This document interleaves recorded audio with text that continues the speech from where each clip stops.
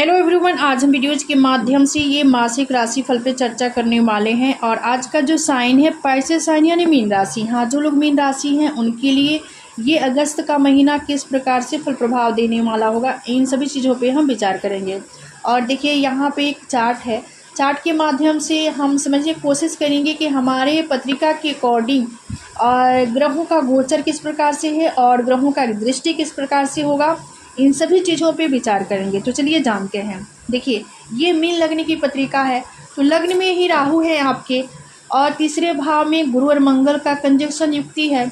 वही पंचम भाव में आपके सूर्य देवता हैं, षष्ठ भाव में बुध और शुक्र हैं, और सप्तम भाव में केतु है, और शनि जो है आपके लिए द्वादश भाव में है।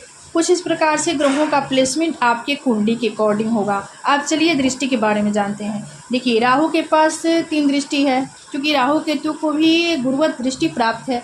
तो राहु यहाँ से आपके पंचम भाव को देखेंगे 5वीं दृष्टि से, इसके बाद आपके सप्तम भाव को देखेंगे 7वीं दृष्टि से, 9वें भाव को देखेंगे 9वीं दृष्टि से। कुछ इस प्रकार से राहु का दृष्टि होगा। इसके बाद गुरु मंगल जो है 3rd हाउस में यानी तृतीय भाव में। तो पहले गुरु के दृष्टि के बारे में देखिए, गुरु के पास भी 3 दृष्टि है, तो गुरु 5वीं दृष्टि से देखेंगे सप्तम भाव को। इसके बाद 7वीं दृष्टि से देखेंगे 9वें भाव को। एकादश भाव में गुरु की दृष्टि 9वीं दृष्टि होगी, यानी गुरु की 9वीं दृष्टि एकादश भाव पे होगी। तो कुछ इस प्रकार से गुरु की दृष्टि होगी। अब मंगल के बारे में जानते हैं। देखिए मंगल के पास भी 3 दृष्टि है, तो मंगल यहाँ से आपके षष्ठ भाव को देखेंगे चतुर्थ दृष्टि से। मंगल 9वें भाव को देखेंगे 7वीं दृष्टि से। मंगल की 7वीं दृष्टि 9वें भाव पे होगी, और मंगल की 8वीं दृष्टि 10वें भाव पे होगी। इसके बाद सूर्य के पास 1 ही दृष्टि है, तो सूर्य यहाँ पे पंचम भाव में है, तो इनकी दृष्टि एकादश यानी लाभ के भाव पे होगी। इसके बाद बुध और शुक्र के पास 1 ही दृष्टि है, तो बुध और शुक्र यहाँ से ये षष्ठ भाव में है, तो द्वादश भाव पे इनकी दृष्टि जाएगी। और यहाँ पर शनि के पास भी 3 दृष्टि है, देखिए। और अब चलिए केतु के दृष्टि के बारे में जानते हैं। केतु सप्तम भाव में है, तो यहाँ से इनकी 5वीं दृष्टि जाएगी लाभ भाव पे, 7वीं जाएगी लग्न पे, और 9वीं दृष्टि जाएगी 3rd हाउस पे यानी तृतीय भाव पे। शनि की दृष्टि देखिए, शनि के पास भी 3 दृष्टि है, तो शनि द्वादश में है, तो धन भाव को देखेंगे।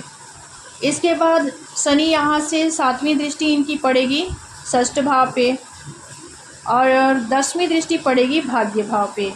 तो देखिए कुछ इस प्रकार से ग्रहों की दृष्टि होगी आपके पत्रिका के अकॉर्डिंग।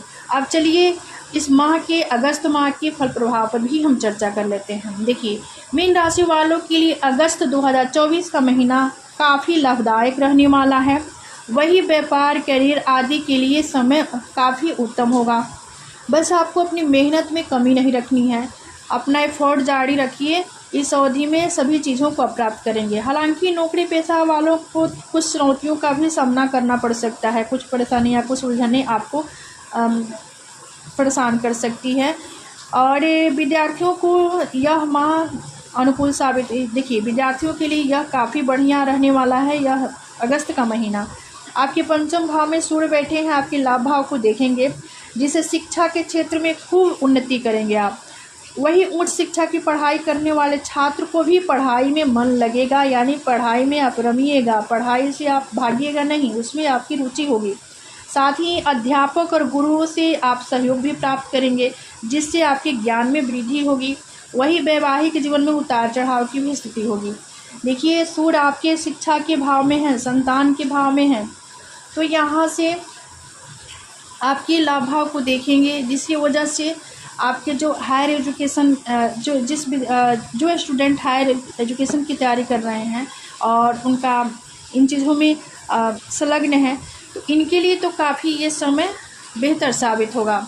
तो देखिए ग्रहों का जो ये 22 अगस्त तक यानी 16 अगस्त तक सूर्य यहाँ पे आपके शिक्षा के भाव में है। इसके बाद ये चले जाएंगे षष्ठ भाव में, यानी अपनी खुद की राशि सिंह राशि में आ जाएंगे।